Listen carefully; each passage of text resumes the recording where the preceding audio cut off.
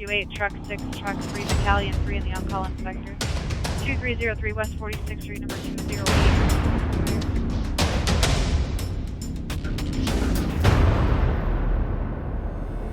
Hi, this is Division Chief Steve Fessler, and on this episode of Sioux Falls Fire, we're looking at how Sioux Falls Fire Rescue is helping the deaf and hard of hearing community within the city of Sioux Falls.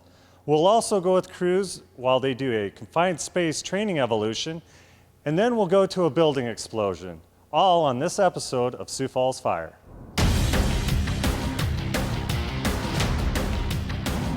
All right, so we're on scene at the structure fire, which also had a building explosion, so we have a structural collapse going on.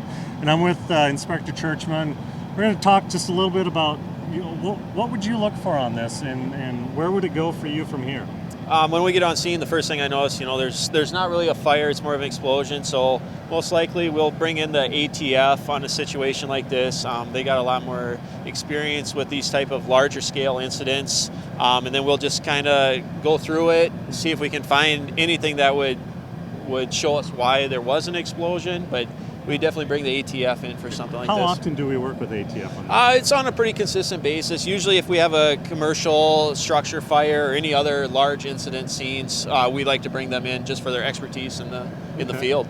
So it's a lot of just extra knowledge, extra individuals taking a look at things, getting a little deeper into it. Yeah, I mean, you got an extra set of eyes as well on those bigger incidents. Sometimes it can be a lot to all take in, so it doesn't hurt to have an extra set of hands and eyes there to help out. All right, so on an incident like this, it's going to be fairly long and drawn out. How long do crews usually stay on scene for? Crews will be here for quite a while yet. Most likely, once they're done doing the initial search of the building, they're probably going to shore it up, make sure it is safe, stable, so something doesn't collapse on them, or get it ready for you and the ATF to be absolutely able to look around, yeah we got to make sure it it's all up, making it as safe as possible. Absolutely, you want to make it safe before we even enter the structure or walk around the structure. In a situation like this, if we can't get it shored up, we can't make it as safe as possible. How do we work from there? What are some of the things that we might look at doing? Okay, yeah, we do have some special cameras. We have some snake cameras and other cameras with like a long pole on them where we can see in there.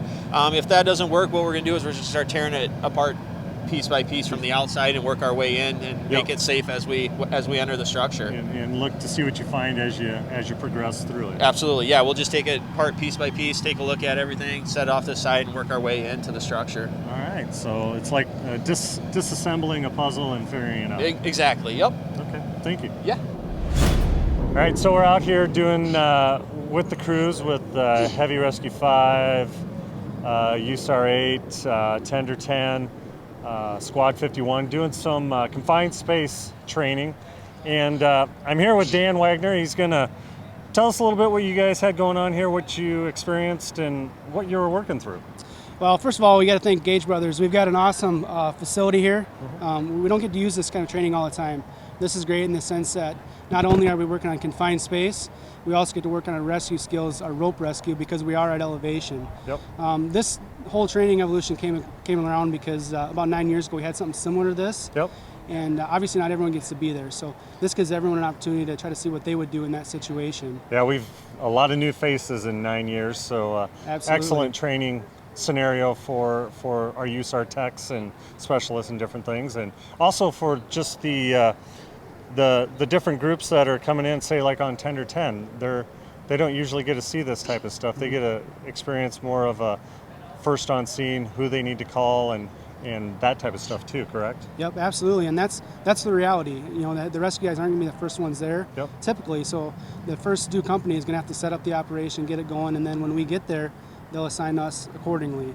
But most of the stuff, they can have like our lockout, tag out, they can monitor our environment, get patient access and see what's going on there, get all that done before we get there. Yep. So once we get there, we know how to go in and proceed with the rescue. So yeah, once the Heavy gets on scene with all the major equipment, you guys can have the knowledge of what's going on and be able to walk in and execute, correct? Exactly. Instead of starting over, we're already halfway through it. All right, well, thank you very much, Dan. I'll let you get back to the hot wash and we'll go from there. Sounds good, appreciate it. We're here at Station 6 today to talk to firefighter Kyle about the new aspect to the smoke alarm program that we have. Now, in previous segments, we sat down with Marshal Dean Lanier to talk about the smoke alarm program and how we offer it to all the citizens of City of Sioux Falls. But an added aspect we added to that now is smoke alarms and bed shakers for the hard of hearing of Sioux Falls. And like I said, I have firefighter Kyle with me here today to explain that program. Now, what do we have here? This is a smoke alarm that also has a strobe light in it. And so when it's activated by smoke or fire, a strobe light will flash and it can wake up the people who use it. So if they're hard of hearing or deaf, an advantage is the smoke alarm flashes and it'll wake them up so they can escape if needed. Okay, and I noticed here that you just plug that right into the wall. Yes. Instead of just being battery operated, which is definitely an added aspect to that. Yes. Now, we also have the bed shaker. We don't have one with us, but could you explain what that's all in? Yeah, the bed shaker works in conjunction with a normal smoke alarm. So if there is smoke in the house, that'll go off and it'll send a message to the bed shaker. And the bed shaker has a little disc that you put under your pillow, and it'll shake the bed to wake up the individual who uses it. And it's also a carbon monoxide detector. It is, okay, so it'll sense if the carbon monoxide detector is going off as well. That's going to activate that too. Yep, and it'll shake the bed. Okay, and I've seen one of these in action here before, and it looks like it also flashes red on the screen and says fire. Yes. Shouts out fire and everything Yes. like that. So yeah, so that's huge new thing that we have in the City of Sioux Falls. And just like the smoke alarm program, these are free to the citizens. I believe that we will put 2 strobes in per house and then give you 1 bed shaker as well. If you do have any questions, you can give us a call down at Fire Prevention. And I thank you for your time, Kyle. Yeah, thank you. All right, so we're out here with the crew on truck 2, first in on a structure fire. It sounds like a bedroom fire, and I'm with firefighter Sanders here. What'd you see when you first got on scene? Well, when we were coming down the street, we had a report of smoke showing. So when we got out of the truck, we saw heavy smoke coming from the house and pulled a hand line and advanced into the house till we found the fire in a back bedroom and put it out.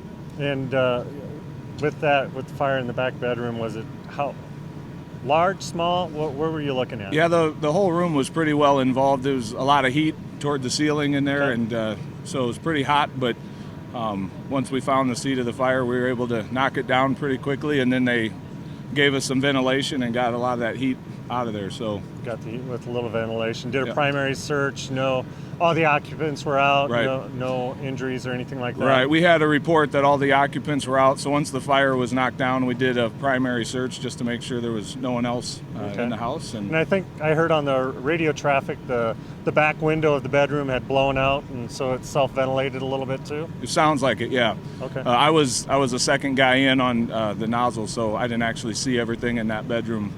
But Okay. yeah, it was going pretty good. So I know you guys going in. Not sure if you heard any smoke alarms going off or anything like that on your entry. It's just a good reminder for people to check their smoke alarms, check their batteries, different things like that, correct? Absolutely, having a working smoke detector can be the difference between life and death in a situation like this. So Yep. definitely a good thing. So it's a good reminder to check them at all. Yes, Yep. absolutely. Sounds good. Thank you. Yep.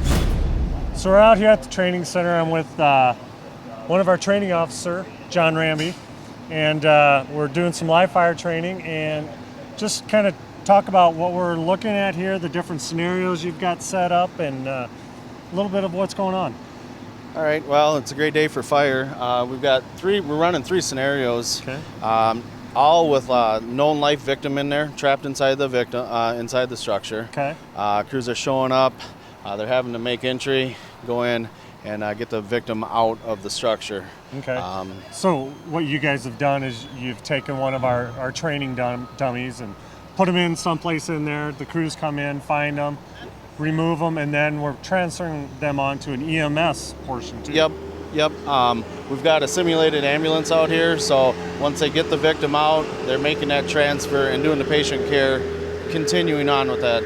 Okay, so they're moving from a dummy to a simulator patient, so Exactly. more hands-on, realistic Yep. type action. Yep. Okay, and how many scenarios?